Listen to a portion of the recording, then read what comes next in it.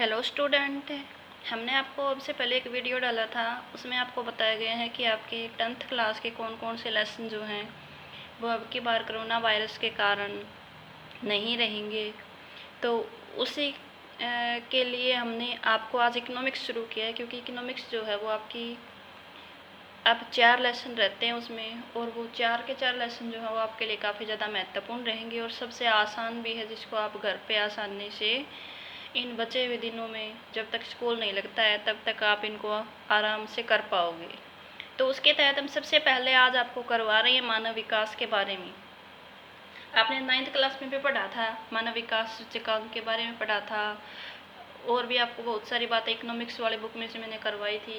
Economics के बारे में तो आपको अच्छे से पता ही होगा। ये होता है आपका अर्थशास्त्र, और इसमें आपको प्राथमिक क्रियाकलाप, द्वितीय क्रियाकलाप वगैरह के बारे में, यानी कि किस प्रकार से देश की इकोनॉमिक्स स्थिति चलती है, कैसे लोग पैसे कमाते हैं, अपने आजीविका के लिए कौन से कार्य करते हैं, वो सारी चीज़ें हमने आपको पिछले साल करवा दी थी।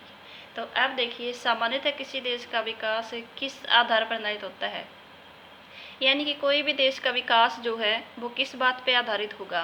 प्रति व्यक्ति आय पे, यानी कि व्यक्ति की, हर एक व्यक्ति की आय कितनी है। अगर प्रति व्यक्ति आय अधिक होगी, इसका मतलब है उस देश का विकास ज़्यादा होगा, और अगर प्रति व्यक्ति आय कम है, इसका मतलब वहाँ पे आर्थिक विकास जो है वो बहुत ही कम होगा। तो प्रत्येक व्यक्ति से ही मिलकर धीरे धीरे देश का निर्माण होता है।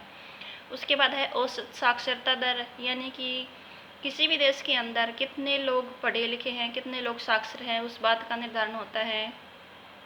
लोगों की स्वास्थ्य स्थिति, यानी कि लोगों की स्थिति कैसी है। तो उपरोक्त सभी जो है वो इस आंसर का, इस क्वेश्चन का आंसर रहेगा। उसके बाद हमने आपको आज जो दिया है उसमें था आपका लेसन नंबर 2। देखिए, क्वेश्चन नंबर 2 है। 2 में आपको दिखाया गया है, निम्नलिखित पड़ोसी देशों में से मानव विकास के लिहाज से किस देश की स्थिति भारत से अच्छी है। यानी कि यहाँ पर पड़ोसी देशों के नाम दिए गए हैं, और उसमें से ये बताना है कि मानव विकास सूचकांक में कौन सा देश भारत से अच्छा है। तो उसमें आपका बांग्लादेश है। बांग्लादेश नहीं है, बांग्लादेश ऑप्शन में है, श्रीलंका है, नेपाल और पाकिस्तान है। तो मानव विकास की दृष्टि से जो श्रीलंका है वो भारत से अच्छी स्थिति में है, बाकी के तीनों देश जो हैं उनका मानव विकास नहीं है अच्छा। उसके बाद आता है आपका, मान लीजिए एक देश में 4 परिवार हैं, और इन परिवारों की प्रति व्यक्ति आय जो है वो 5,000 है, यानी कि प्रत्येक परिवार की आय जो होगी वो 5-5 हज़ार रुपये है, तभी तो औसत आय होगी उनकी। और उन परिवारों की आय क्रम से एक परिवार के 4, दूसरे की 7, तीसरे की 3 है। तो चौथे परिवार की आय क्या होगी? तो इसके लिए आपको क्या करना है, 4,000, 7,000 और 3,000 को ऐड करने के बाद में आपको ये देखना है कि हम ऐसी कौन सी संख्या से इसको भाग करें कि उसमें से सभी की प्रति व्यक्ति आय जो है वो 5,000 आ जाए।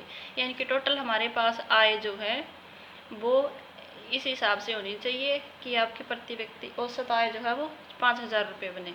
तो उसके तहत हम 6,000 को अगर ऐड कर देते हैं तो वो प्रति व्यक्ति आय सभी की 5-5 हज़ार हो जाती है, औसत आय जो है 5,000 हो जाएगी।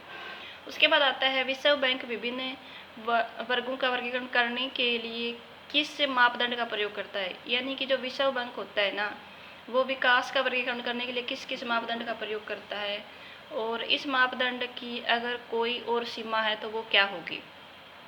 तो विश्व बैंक विभिन्न वर्गों का वर्गीकरण करने के लिए प्रति व्यक्ति आय मापदंड का इस्तेमाल करता है, यानी कि प्रत्येक व्यक्ति की आय के हिसाब से किसी भी देशों का वर्गीकरण कर देता है। जहाँ प्रति व्यक्ति आय अधिक होगी वहाँ का जो मानव विकास है वो अच्छे वर्गीकरण में होगा, जहाँ प्रति व्यक्ति आय कम होगी वहाँ वर्गीकरण निम्न होगा। हालांकि प्रति व्यक्ति आय तुलना के लिए उपयोगी है, लेकिन इससे ये पता नहीं चलता कि आय लोगों में किस तरह से वितरित है। 2 देशों में प्रति व्यक्ति आय समान होने के बाद भी एक देश दूसरे से अच्छा हो सकता है। प्रति व्यक्ति आय का मतलब होता है ऐसे, जैसे कि इसमें से देख सकते हो आप, एक व्यक्ति 7,000 कमा रहा है और एक व्यक्ति 3,000 कमा रहा है। तो अगर हम इस देश की औसत आय देखते हैं तो यहाँ पर 5,000 रुपये आती है, लेकिन इसमें से इसमें और इसमें से काफ़ी ज़्यादा डिफरेंस हो जाता है। तो उसी प्रकार से यहाँ पर भी बताया गया है कि उसके तहत इससे हमें यह पता चल जाता है कि लोगों ने किस प्रकार से वितरित है। तो 2 देशों की आय समान होने के बाद भी एक देश दूसरे देश से अच्छा हो सकता है, यानी कि 7,000 वाले व्यक्ति की स्थिति 3,000 वाले व्यक्ति की स्थिति से अच्छी हो सकती है। इस देश में आर्थिक विकास का सही अनुमान नहीं लगा सकते थे, यानी कि ये मापदंड जो है प्रति व्यक्ति आय वाला सही नहीं है। विश्व बैंक की रिपोर्ट 2006 के अनुसार देशों का वर्गीकरण करने में इस मापदंड का प्रयोग किया जाता है। विश्व बैंक की विकास रिपोर्ट के लिए 2006 के अनुसार वर्गीकरण करने के लिए तो ऊपर वाले यानी कि प्रति व्यक्ति आय वाले का ही मापदंड लेते हैं। वे देश जिनकी 2004 में प्रति व्यक्ति आय 4,53,000 प्रति वर्ष या इससे अधिक थी, यानी कि एक साल में जो व्यक्ति 4,53,000 या इससे अधिक पैसे कमाते हैं तो वो समृद्ध देश आएगा। और वे देश जिनकी प्रति व्यक्ति आय 37,000 प्रति वर्ष से, यानी कि एक साल में 37,000 या इससे भी कम पैसे कमाते हैं, तो उनको निम्न आय वाला देश कहा गया है। भारत निम्न आय वर्ग के देशों में आता है, यानी कि भारत में प्रति व्यक्ति आय जो है वो काफ़ी कम है, क्योंकि 2004 में प्रति व्यक्ति आय केवल 28,000 प्रति वर्ष ही थी, यानी कि भारत की जो 2004 में प्रति व्यक्ति आय थी वो 28,000 प्रति वर्ष थी, यानी कि एक व्यक्ति एक साल में 28,000 रुपये ही कमा पाता है। तो डियर स्टूडेंट, उम्मीद है आपको आज जो हमने कार्य दिया है वो आपको ढंग से समझ में आ गया होगा।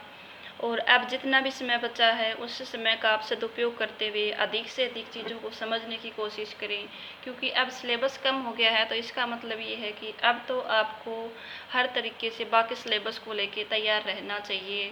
अगर आपकी रेगुलर क्लासें लगती तो सितंबर परीक्षाएं भी होती अब, और अब तक तो आप लगभग आधा सिलेबस कवर कर चुके होती।